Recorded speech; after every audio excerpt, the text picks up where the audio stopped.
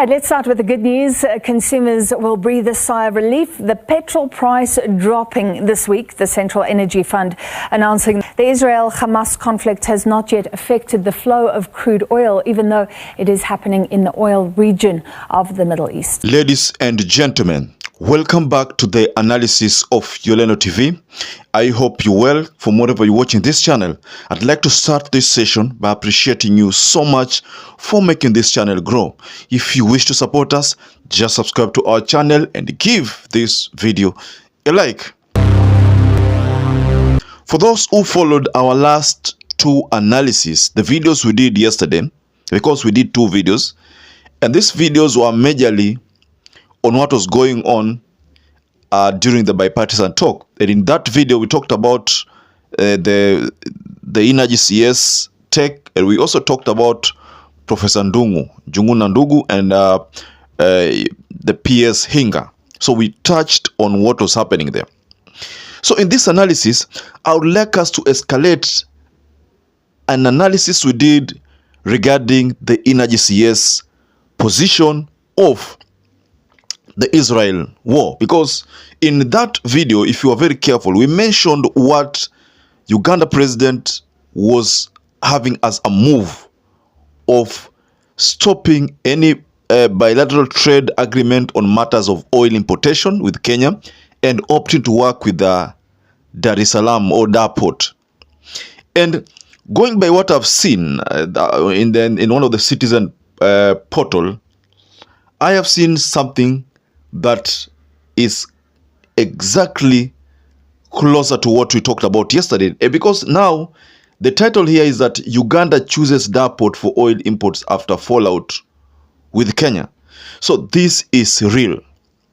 This move is now real. So to just give you some more details on this, the Ugandan government and Vitol Bahrain ELC, a Bahrain-based company, have chosen the port of Dar es Salaam to import oil as part of efforts to promote economic relationship between Tanzania and Uganda. The decision was made a few days after Vitol Bahrain EC secured a permit from the Uganda National Oil Company, UNOC, to supply oil in Uganda. Uganda currently imports 90% of her fuel through Kenya, but argues that Kenya dropped a transparent and price competitive open tendering system for the Gulf deal without consultation. So this is what I talked about a couple of almost 2 weeks ago, when I first of all talked about this looming trade divorce between Uganda and Kenya, matters of oil. And we have seen, even in the time when there was the African Climate Summit, Uganda's president did not show up here. But we saw Mama Suluhu, she came here and she represented Uganda. But Uganda president did not show up here. And we talked about that analysis, in our analysis. So this move by Museveni to actualize his threat of stopping any trade deals, matters of oil with Kenya, this threat is now been actualized. And that's why you find that the company there, because Museveni has opted to go direct to the Gulf company and chosen to go trade with Tanzania, Dar es Salaam port. But you see, the truth of the matter is that this is just beyond oil. It's not just oil. I see something, there is some tension chini ya maji, hapa kuna tension. Why do you think Museveni could have actualized his threat? The statement I read to you talks about a trade agreement deal which Kenya did not engage Uganda on, and Uganda ended up spending a lot on oil. So this is now where it gets into it, because yesterday Energy CS talked about Israel war as to being the reason why mafuta iko juu, and it might even shoot to 300. I mean, that's what he said, and we shared in our analysis. If you are very keen, you must have seen that. You know, that's what he said. But again, I stumble upon a certain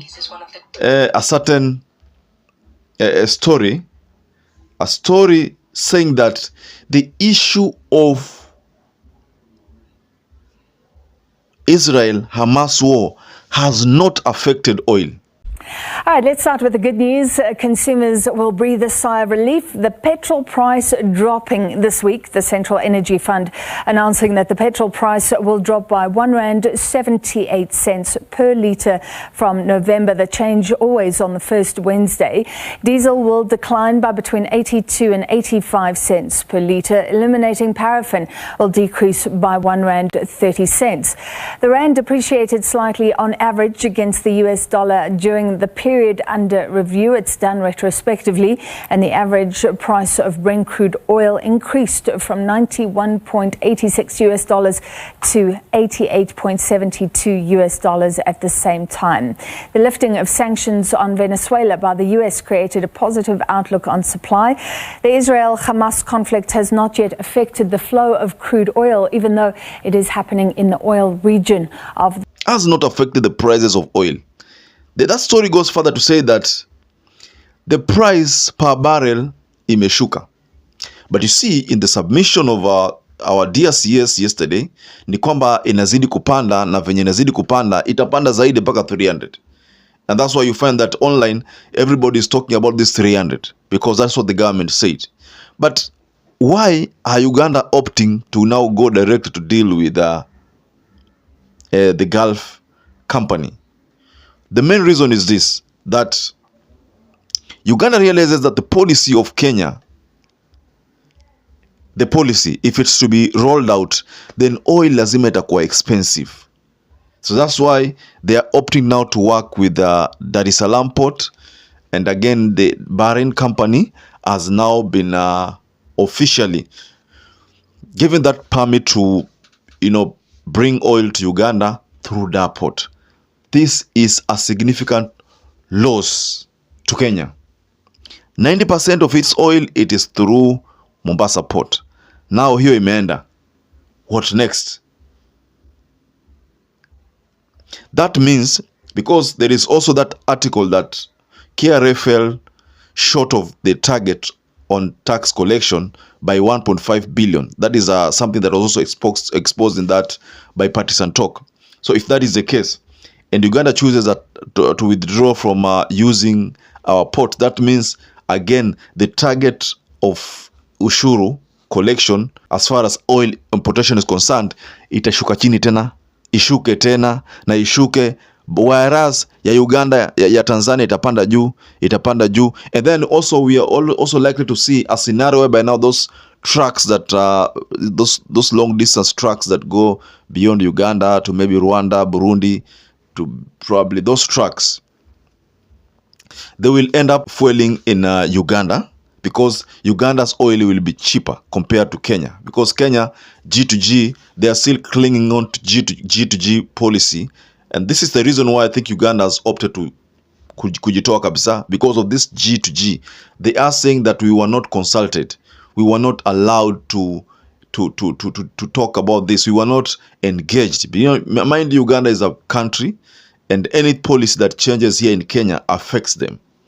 If any tax is introduced on matters of oil importation, it will affect them. So that's why Uganda's president has made that bold move. So whether it's because of that G2G policy, whether it's because of Uganda UN crisis, Uganda World Bank crisis, or Uganda US crisis, we don't know. Whether it's because of friendship between Uganda and Russia, we don't know.